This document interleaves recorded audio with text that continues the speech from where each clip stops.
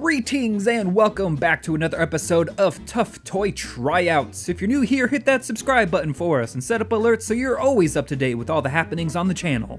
This week we're testing out a toy recommended by one of our viewers named Charlie and Lola and Hazel too.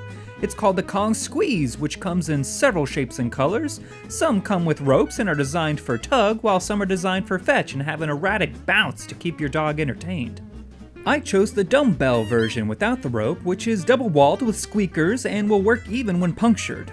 It's a softer toy rated for light to moderate chewers, so I don't expect it to survive the entire week unscathed, but since it's more of a fetch toy anyways, I won't be leaving it with Story for more than an hour or two at a time. So before we hand this baby over to Story for testing, let's hear a word from our fake sponsor.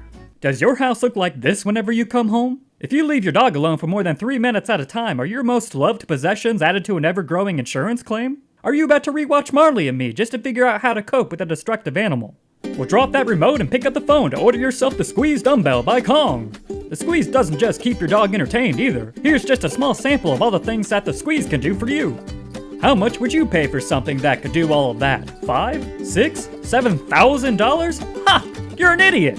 Call right now and you can order the most brilliant invention since the pop-up ad for only $5.99.95. An amazing deal, but if you order in the next 5 minutes, we'll add a second Squeezz for only $95 more. But hold on, because if you call in the next 10 seconds, we'll keep the first Squeezz you would have bought, send you that second one, and fly out a highly motivated dog trainer first class right to your door absolutely free. Uh-oh, looks like that offer just expired while I was talking, but don't worry because you can still get this amazing toy for under $7 in any size. Put the Squeezz on your dog's destructive behavior and call today. Thanks, phony commercial guy, that definitely wasn't me. Now it's time to see how the Kong Squeezz Dumbbell has held up. Speaking of which, here it is for all to see. It's pretty scuffed up, but other than that, there isn't much damage here. So what kind of rating does this red rolling rough toy get? As always, let's start with safety. I can't really give it anything but a 5 as nothing has come off, there's no shards of plastic anywhere, and there's no actual pieces that could be swallowed. I've even left this toy out for Story when I was out of the house because I was that confident nothing would happen with it. As for design, I'll have to give it a 4. It wasn't the most interesting toy, and the only way to really get Story engrossed was to play fetch.